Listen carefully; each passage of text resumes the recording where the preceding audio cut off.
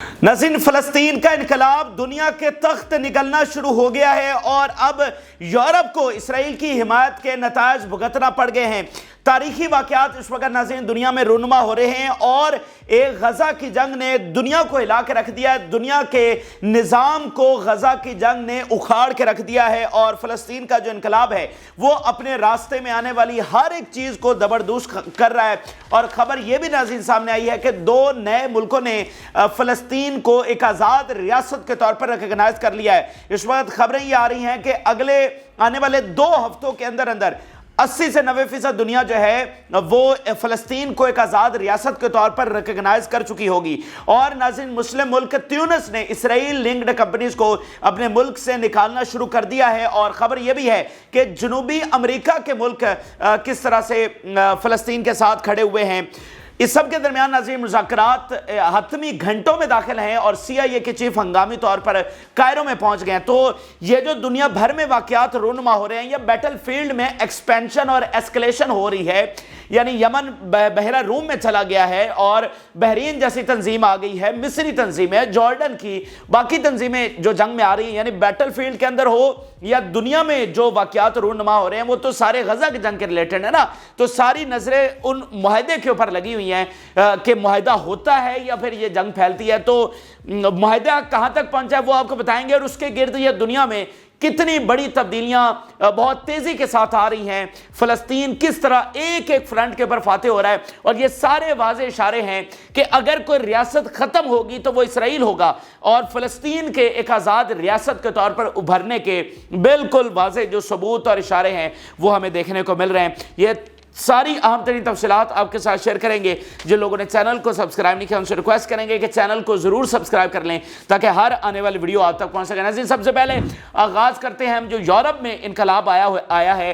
नाज़रीन, बहुत पहले ही नवंबर में ही मैंने आपको 2 बातें बड़ी अहम बताई थी और मैंने आपको कहा था कि इन 2 बातों के ऊपर जंग आपने देखेंगे कि इन 2 बातों के ऊपर चलेगी। एक तो यह है कि अवाम का जो फैक्टर है, पूरी दुनिया के अवाम का, वो डिसाइडिंग होगा क्योंकि पहली बार एक ऐसी जंग देखने को मिली है कि इस लेवल के ऊपर अवाम निकल आए। तो अवाम का जो फैक्टर है वो सबसे डिसाइडिंग होगा। इस सारे मामला क्या रुख इख्तियार करता है, कौन इसमें फाते होगा, कौन सरेंडर करेगा, ये अवामी हिमायत जो है ये डिसाइडिंग फैक्टर होगा। और दूसरी जो बात मैंने आपको बताई थी कि जो हुकूमत इसके रास्ते में आएगी, यानी जो इसराइल के साथ खड़ी होगी जो हुकूमत, उसका तख्त जो है वो निकला जाएगा।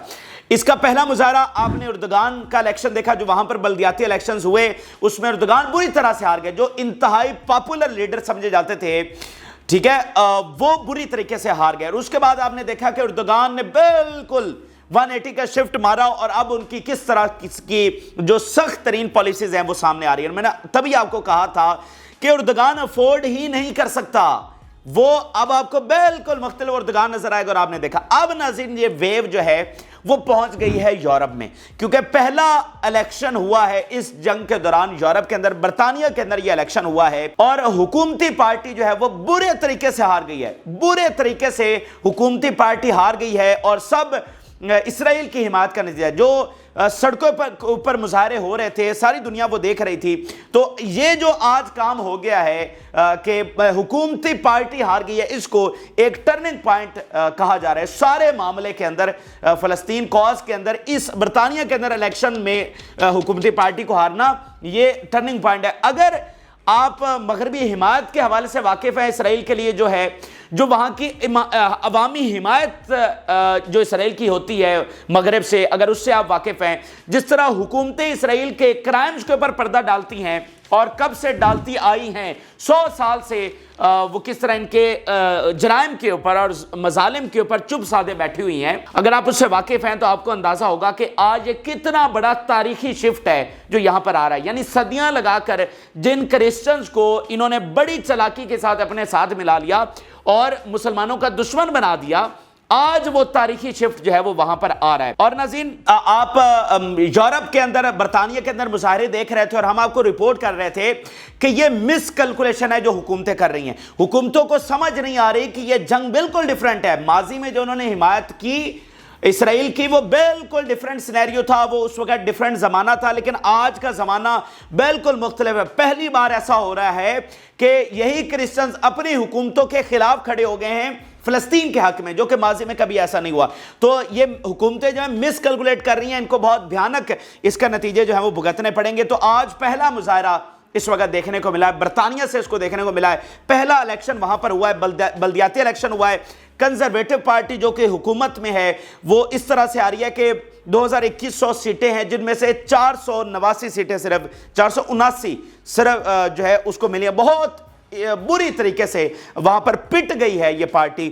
اچھا، بھرپور جویش یعنی یہودی لابی کی جو سپورٹ ہے وہ بھرپور طریقے سے تھی، کیونکہ برطانیہ اسلحہ بھرپور طریقے سے بھیج رہا ہے، مدد اسرائیل کی جاری رکھے ہوئے، تو جویش لابی کی بھرپور سپورٹ تھی، لیکن اس کے باوجود یہ ہار گئی ہے۔ اور اپوزیشن پارٹی لیبر پارٹی وہ 1000 سے زیادہ سیٹیں لینے میں کامیاب ہوئی ہے۔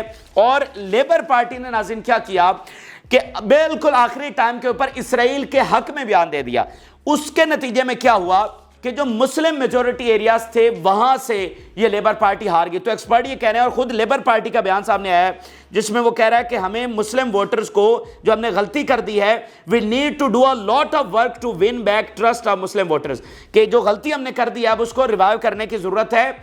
کہ ایکسپرٹ کے مطابق اگر یہ بیان نہ دیتے اسرائیل کے حق میں تو یہ اس سے بھی زیادہ پارٹیز اس سے زیادہ سیٹیں جیت سکتی تھی۔ اب وہاں پر ناظرین تاریخ میں پہلی بار ایک ایسا نیا فینومینا دیکھنے کو ملا ہے کہ انڈیپینڈنٹ جو ہیں بہت بڑی تعداد میں جیت گئے ہیں، اور وہ پارٹیز جو کبھی نہیں جیتی تھی وہ 200 سیٹیں وہ لے گئی ہیں، ٹھیک ہے۔ اور مطلب یہ جو اس لیبر پارٹی کو جانا تھی وہ بھی ساری ان انڈیپینڈنٹ کو چلی گئی، یا پھر وہ جو دوسری پارٹیز ہیں جو کبھی نہیں جیتی تھی ان کو اتنی زیادہ سیٹیں جو ہے وہ مل گئی۔ ڈیفینیٹلی اب اس میں دوسرے بھی فیکٹرز ہوں گے، ٹھیک ہے، ڈیفینیٹلی ہوں گے، لیکن جو میجورٹی فیکٹر ہے، جو میجر اس میں جس نے کردار کیا کہ حکومتی پارٹی کو اتنی بڑی شکست ہوئی ہے، وہ اسرائیلی حمایت۔ اور اس میں کوئی دیکھیں کوئی ایسی کوئی چیز ہے نہیں چھپی ہوئی۔ جو برطانیہ کے اندر ہے، مطلب لندن کے اندر اتنے بڑے مظاہرے ہوئے، لاکھوں کی تعداد میں لوگ وہاں پر نکلے، پورے برطانیہ کے اندر، یونیورسٹیز کے اندر، پورے یورپ میں کتنے بڑے بڑے مظاہرے ہوئے ہیں۔ اب برطانیہ میں جو ان کے بینکس ہیں اسرائیل کے، ان کے ساتھ عوام نے بائیک آؤٹ کرنا شروع کر دیے۔ تو وہ سب کچھ ایک ہمیں نظر آ رہا تھا کہ یار عوام کا سینٹیمنٹ کس کے ساتھ کھڑا ہے اور حکومتیں اس کو جھیل نہیں سکیں گی۔ تو اس کا پہلا مظاہرہ جو ہے وہ یہاں دیکھنے کو ملا ہے۔ تو یہ ناظرین اتنا بڑا کام ہو گیا ہے، یعنی اس پر مجھے گھنٹوں چاہیے آپ کو اس کے امپیکٹس بتانے کے لیے کہ یہ کتنا بڑا تاریخی شفٹ آیا ہے، اور جس کو آپ کہیں کہ ایک مکمل ٹرننگ پوائنٹ ہوتا ہے جنگ کے حوالے سے، یہ وہ والا ہے۔ اس سے یورپی حکومتیں پوری طرح سے ان کو روشنی ہو گئی ہے، ان کی آنکھیں کھل گئی ہیں، ان کو سمجھ لگ گئی ہے کہ بھائی اب معاملات کس طرف۔ دیکھیں حکومتیں کبھی بھی اپنے عوام کے سامنے نہیں کھڑی ہو سکتی۔ رشی سونک کا برطانیہ تو نہیں ہے، برطانیہ کے عوام کا ہے۔ بائیڈن کا امریکہ کا مالک تو نہیں ہے، امریکہ امریکن عوام کا ہے۔ تو جس کے ساتھ وہ کھڑے ہوں گے آپ کو پالیسی بھی اس کے حق میں بنانا پڑے گی۔ یہ عوام اب سے پہلے اسرائیل کے حق میں کھڑے تھے کیونکہ ان کو اسرائیل کی اصلیت نہیں پتا تھی۔ آج ان کو اسرائیل کی اصلیت پتا ہوئی تو وہ فلسطین کے ساتھ کھڑے ہوئے، کیونکہ دنیا کے جو عوام ہوتے ہیں نا، عوام ہمیشہ بھولے ہوتے ہیں، ہر ملک کے عوام بھولے ہوتے ہیں، معصوم ہوتے ہیں عوام۔ حکومتیں ظالم ہو سکتی ہیں، عوام ظالم نہیں ہو سکتے۔ تو یہ جب انہوں نے حقائق دیکھے ہیں مغرب کے عوام نے، وہ فلسطین کے ساتھ جا کر کھڑے ہو گئے، تو یہ حکومتیں اب افورڈ ہی نہیں کر سکتی۔ اس کو دیکھا دیکھی باقی جو تمام یورپی حکومتیں ہیں وہ اسرائیل سے پیچھے ہٹیں گی۔ کوئی چانس ہی نہیں ہے، میں آپ کو بتا رہا ہوں، کوئی چانس ہی نہیں ہے اس وقت کہ یورپ سپورٹ کرے گا۔ جو حکومتیں سپورٹ کر رہی تھی اسرائیل کو، وہ ان کو بیک فٹ پہ آنا پڑے گا۔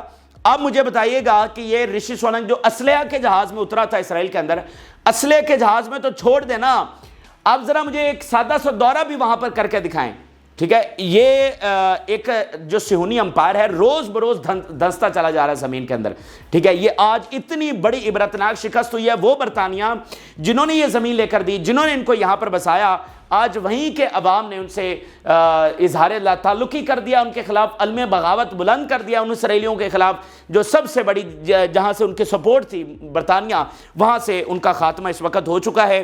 تو اب ناظرین چونکہ اس طرح مذاکرات جاری ہیں تو ادھر یہ والا واقعہ ہو گیا ہے۔ ایکسٹریم پریشر اس وقت یورپ کی جانب سے ہوگا، امریکہ کی جانب سے ہوگا۔ میں آپ کو بتا چکا ہوں بائیڈن افورڈ نہیں کر سکتا جو امریکی یونیورسٹیز میں ہو رہا ہے۔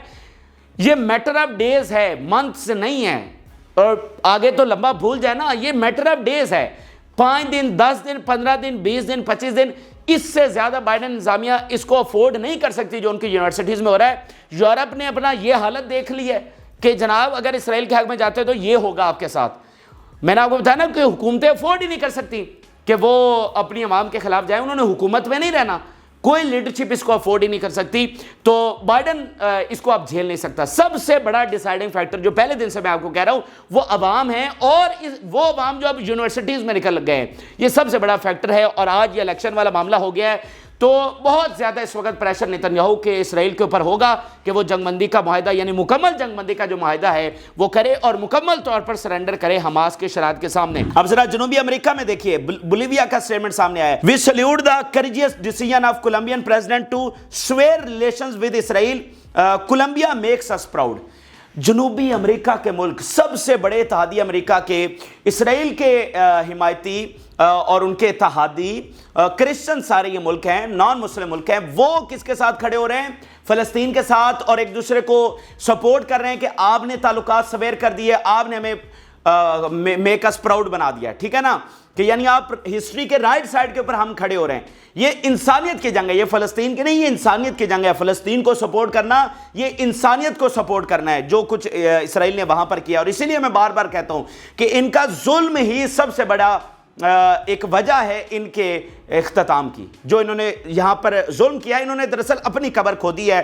اگر یہ اتنا بڑا ظلم نہ کرتے تو ان کا کچھ نہ کچھ باقی رہ جاتا، لیکن اب یہ بہت بڑے غلطی کر بیٹھے ہیں. اس کے علاوہ بہت سارے واقعات ہو رہے ہیں، آگے چل کر آپ کے سامنے رکھتے ہیں، لیکن بنیادی تو وہ معاہدہ ہے نا جس کے گرد یہ ساری چیزیں گھوم رہی ہیں. تو معاہدہ کہاں پر پہنچا ہے، اس کی کیا ڈیولپمنٹس ہوئی ہیں اور اس کا کیا نتیجہ نکل سکتا ہے.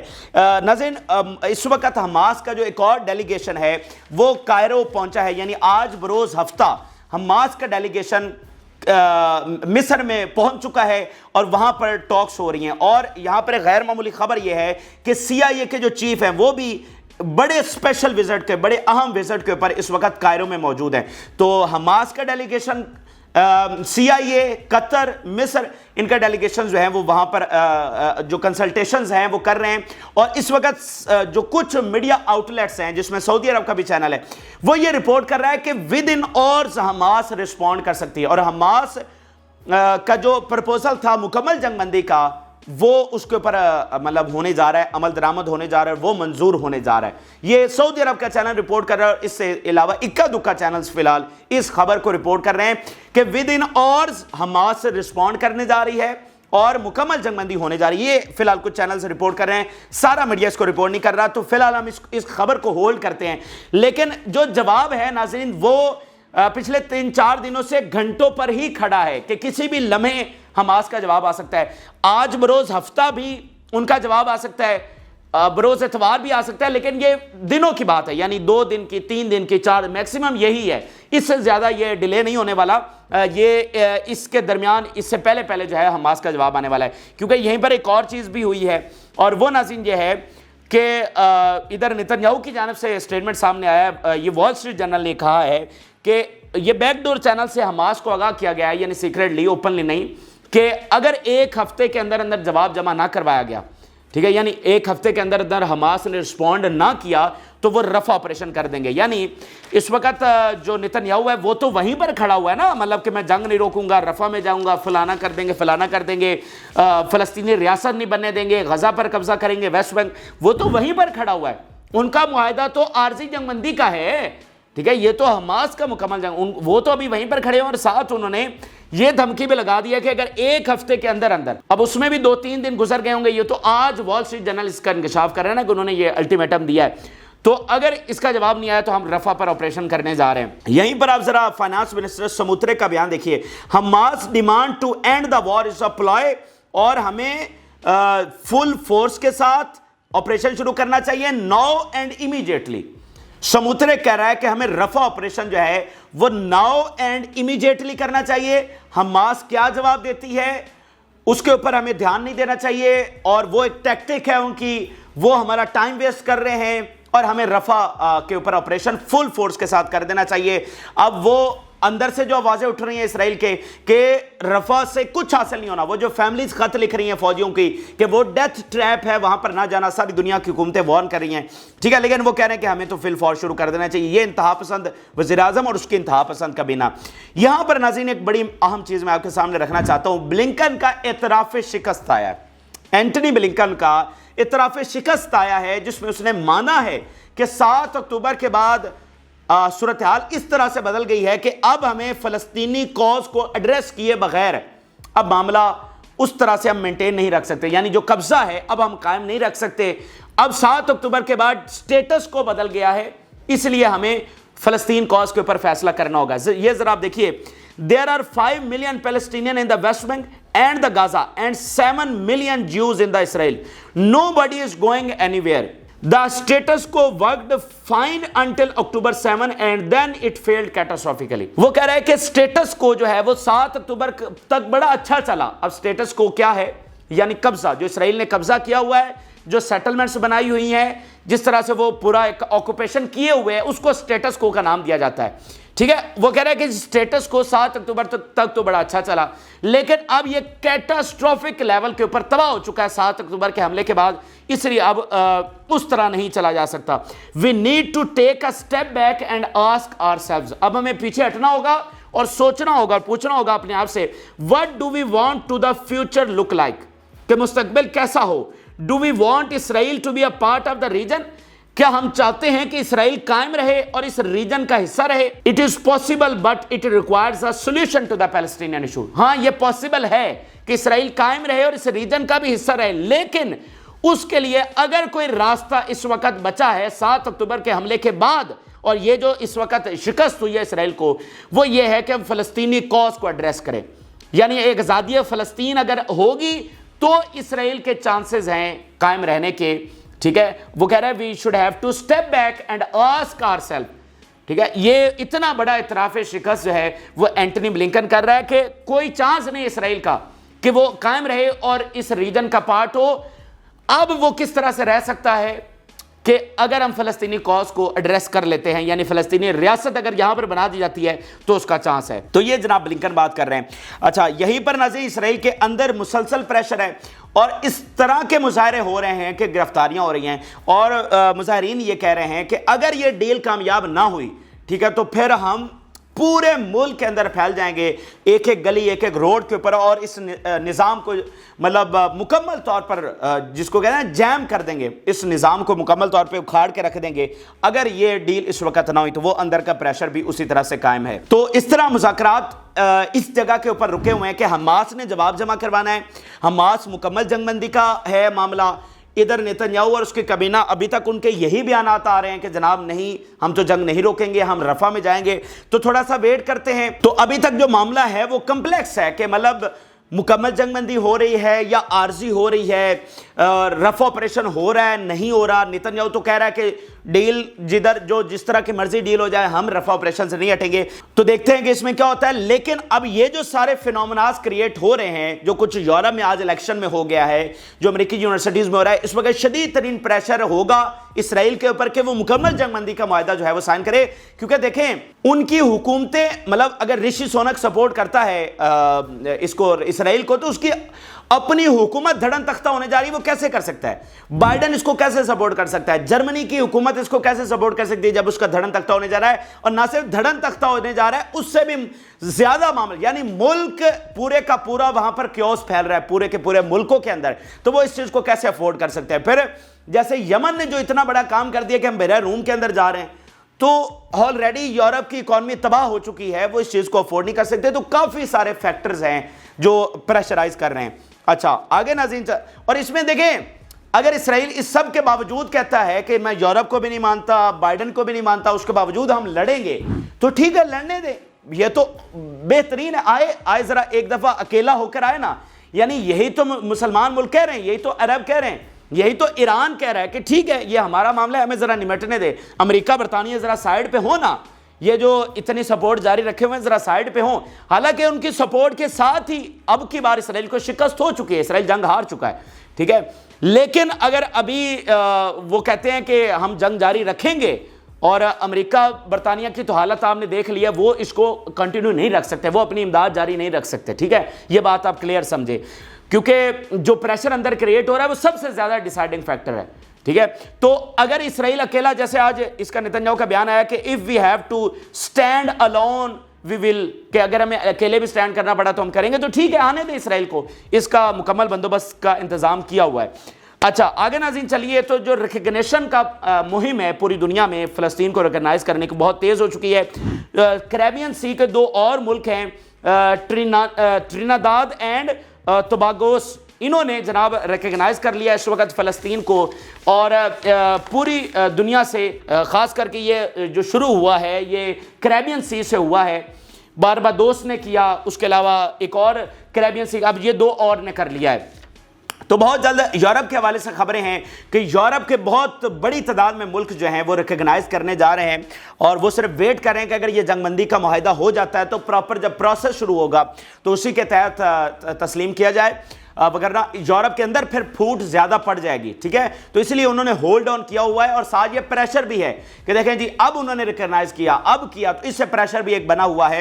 लेकिन बहुत सारी रियासतें कंप्रीहेंसिवली तैयार हैं इस वक्त फ़लस्तीन को रिकग्नाइज़ करने के लिए। तो आने वाले दिनों में आप देखेंगे कि ऑलमोस्ट 80-90% दुनिया फ़लस्तीन को रिकग्नाइज़ कर चुकी होगी। वही जो कट्टर 5-10 मुल्क हैं वही बचेंगे जो फ़लस्तीन को रिकग्नाइज़ नहीं करेंगे। अच्छा, यहाँ पर नाज़रीन अगर आलमी अदालत की आखिर में बात करें तो सही ठोक बजा के जवाब दिया बाइडन को। जो बाइडन साहब धमकियाँ लगा रहे थे आलमी अदालत को, बहुत सख्त रिएक्शन इस वक्त आलमी अदालत का आया, और उन्होंने कहा कि अगर अब किसी ने धमकी लगाई, ठीक है, तो उसके खिलाफ सख्त तरीन एक्शन आलमी अदालत लेगी। देखा ना दुनिया किस तरह से तब्दील हो रही है। जिन्होंने ये इदारे बनाए आज वो किस तरह से उनको आंखें दिखा रहे हैं, किस तरह से उनके खिलाफ स्टैंड कर रहे हैं। तो यहां से तारीख अपना धारा बदल रही है। जरा देखिएगा, threatening the court even without taking action may constitute a crime against the administration of justice under the Rome statue. के एक्शन अगर लेते हो या नहीं वो तो बात की बात है, अगर किसी ने धमकी भी दी आलमी अदालत को तो उसके खिलाफ हम एक्शन लेंगे और वो क्राइम समझा जाएगा। अगर कोई मुल्क हमें धमकी देगा तो उसको क्राइम कंसीडर किया जाएगा। बाद में अभी वो कुछ करता है नहीं करता, एक्शन लेता नहीं करता, वो बात की बात है, लेकिन इसी बात को ही क्राइम समझा जाएगा हमें धमकी देना। तो इतना सख्त बयान जो है वो उनकी जानिब से आया है, और इसके आगे भी बहुत सारी चीज़ें हैं, लेकिन मेन मुद्दा यही है। ठीक है, तो बाइडन साहब जो धमकियां लगा रहे थे तो अब ज़रा आप और लगाएं धमकियां उनको, यानी इस तरह से ये इदारे जो इन्होंने बनाए। इसलिए मैं आपको कहता हूं कि इन इदारों में जाना बहुत ज़रूरी था। अगर इन इदारों में ना जाते तो ये अमेरिका और इसराइल इन इदारों को एक्सप्लॉइट करते, और इनकी मुनाफकत भी इस तरह से इनके अपने लोगों के सामने, वेस्ट के लोगों के सामने, क्रिश्चियंस के सामने ना आती, और ये इतना बड़ा इनकलाब लोगों का हुआ है ये भी ना होता। तो इस वक्त बड़े क्रूशल मोमेंट्स हैं, यानी दुनिया का फ्यूचर इस वक्त दाव के ऊपर लगा हुआ है कि अगर ये जंगबंदी का मुआहिदा नहीं हुआ होता तो आप देख लें कि अजीम जंग जो आलमी जंग है उसका मैदान पूरी तरह से सज चुका है। मैं आपको बता रहा हूँ, आप देख लें सारी दुनिया में उसका मैदान सज चुका है। तो ये इस वक्त दुनिया के पास चांस है कि अगर वो जंगबंदी का मुआहिदा करवा लेती है तो फिर उसके पास चांस है कि कुछ अमन कहीं ना कहीं हो सकता है। और ये जो सारे फैक्टर्स हो रहे हैं ये शदीद प्रेशर क्रिएट कर रहे हैं यूरोप और अमेरिका के ऊपर कि वो प्रेशराइज करें इसराइल को। अगर बिलफर्ज ये मुआहिदा नहीं भी होता तो इस वक्त एक्सेस ऑफ रेजिस्टेंस मुसलमान और अरब्स पूरी तरह से तैयार हैं इसराइल का बंदोबस्त करने के लिए। ये इस वक्त के अहम तरीन और ताज़ा तरीन हक़ाइक़ हैं जो आपके साथ शेयर किए। आप अपनी राय ज़रूर आगाह करें। जो लोगों ने चैनल को सब्सक्राइब नहीं किया उनसे रिक्वेस्ट करेंगे कि चैनल को ज़रूर सब्सक्राइब कर लें ताकि हर आने वाली वीडियो आप तक पहुँच सके। इजाज़त।